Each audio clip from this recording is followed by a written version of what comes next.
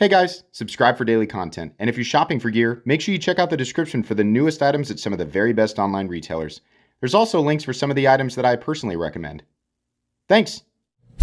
What's going on YouTube? Metal Complex here, and today I've got another short little unboxing video to share with you guys. I have some almost certainly gigantic knives that were sent to me by Tools for Gents. Thanks so much to Tools for Gents for sending these in. But some absolutely gigantic knives made by PMP. If you are not familiar with PMP knives, if you're not familiar with the videos I do where if Tools for Gents is the one sending it, you can expect it to be pretty ridiculous, right? If you've been watching this channel for any amount of time, you will know that I don't only show normal, practical, sane folding knives. We love those, and those are great. Those are the knives we carry and use and that are efficient. I like weird and crazy, ridiculous stuff that is being made just for the heck of it, right? So if that's your cup of tea, that's what we're about to see. Thanks so much to Tools for Gents. I think I already said that. Links for this stuff down in the description if you want to check it out. Make sure that your notifications for my channel are turned on. What is this? This is called the PMP Paragon folder. Oh, wait. Are these all different? No, it's just Paragon. Okay, they're all Paragon, yeah. So we're going to do this one first. This is the Paragon. It's in D2. Oh, jeez, yeah, it's big. Oh, my God. Well, this is... we're in pocket sword territory here. Is this in titanium? Jeez. Okay, so I think we have a couple different versions of this knife. This is huge. Now, I know, listen, I don't want to stop you from leaving a comment because it's good for the algorithm. So please do. I know people are going to say, why is it in D2? Why isn't it in something special? This is still a knife that's made. It's not like this is a total joke and it's not made well. No, it's going to be made well, right? And it's totally functional.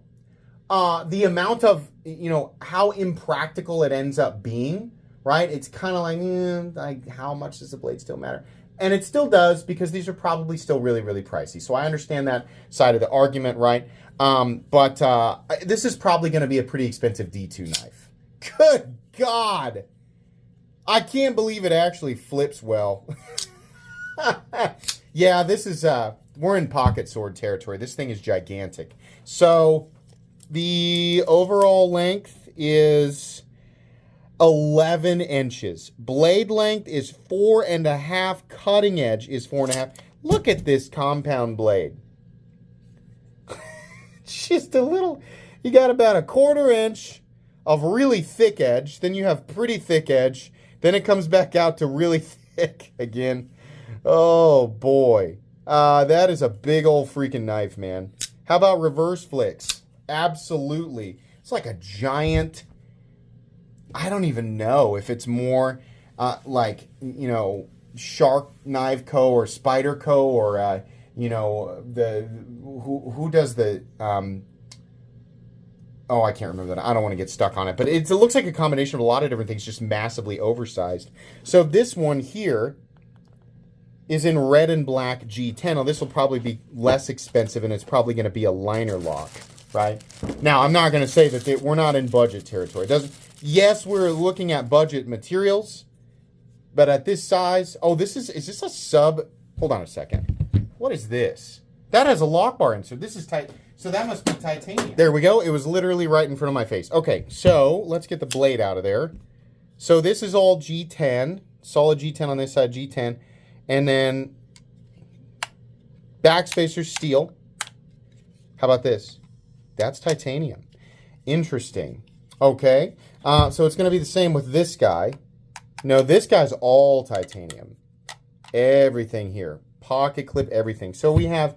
D2. I think what you guys probably should have done is done this version in D2 and this version in something else, at least S35VN. But okay, I mean, ultimately, it's just like, well, if it's not to your liking, then you just don't buy it. But that is cool that we did titanium even on the G10 version. And then finally, this guy here, this is also, it's going to be orange, orange and black, same thing. So orange and black with the steel pocket clip, no, steel backspacer, I'm sorry, titanium clip, and titanium lock bar, which is wild. I mean, I'm going to guess that's titanium. It is possible that these lock bars are aluminum, and they have a steel lock bar in the aluminum.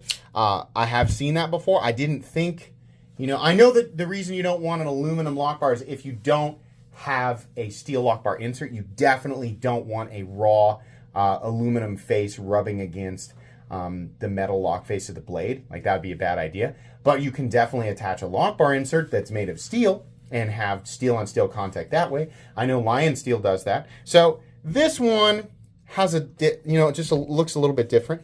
It might be that this version is not titanium and it's aluminum, but truthfully, actually, no, that's not true. They do feel like they're sprung different. This has a little bit of a different feeling, but I'm not really sure. That's kind of why we do these unboxings and first impressions videos separate, because, the link in the description, obviously, you guys, by the time I'm done with this video, I'll put the link in the description so that you guys can simply click on it and go to the listing and find out. But since I'm opening these up for the first time, all I can do in this moment is just speculate, but I'll have all that information when we do the final review. Overall first impressions, it's exactly what I expect from PMP. This is not a knife that I would call practical, and it's certainly not going to put you into in a position of being, in an advantageous position while you're just going about your day. This is probably not going to make any task easier,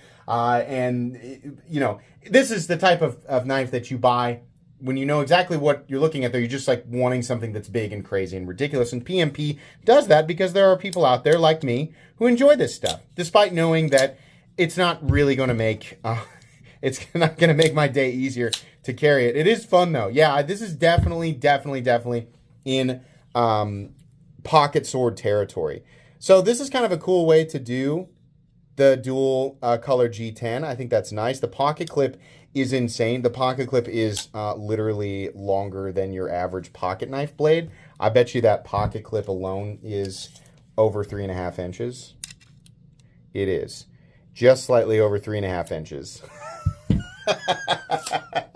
That's a huge pocket. I'm gonna just put this in my pocket real quick. It does go in there. It does. Okay, I'm gonna be honest with you. It is huge. It's gigantic. But it actually does fit in like just normal. I'm wearing athletic pants. It does actually fit in just normal athletic. I was gonna say aesthetic pants. Athletic pants, pant pockets. So yeah, you can carry it. But here's what you're gonna run into. Aside from this size of the object. So here is let's get it back to pounds. So here's the G10 version. Just zero out. There we go. So this this weighs 10.3 ounces. And then this guy, the full titanium version, weighs 11.2 ounces. So that is what you're going to run into there with these knives, is that they are just gigantic. But detent feels good. The flipper tab actually works. You can see here on the G10 version, really nice. And on this version, also nice. Plenty of access to that opening hole there. Honestly, pretty comfortable. It's just like a big, gigantic chunk of titanium, really. I would say the G10 one might be slightly more comfortable, just given that the G10 edges feel a little better than titanium, right? But not too much of a difference there. I am curious about that lock bar. I'm wondering, there's also non-magnetic steel. I'm sure people will point that out. But I don't know if they make lock bars out of non-magnetic steel. I guess, I don't know, if it can be sprung correctly and you can attach a steel lock bar insert to it, then perhaps, right? But I'm not really sure exactly what that material is, but I'll find out. Or you can just use the link and find out for yourself. But these are fun. So thank you so much to Tools for Gents for sending them in. I'll do a full review on these down the road. That'll be an interesting carry. Please make sure to follow me on Instagram at metal_complex. If you enjoyed this video, leave a like. If you'd like to check out my other content, I do, of course, have lots of videos of knives that are either expensive or inexpensive that I do or don't like, so check those out. And if you enjoy all my content, go ahead and click on that Metal Complex logo right there and subscribe, because there's definitely more coming. Thanks again for watching, everybody, and have a great day.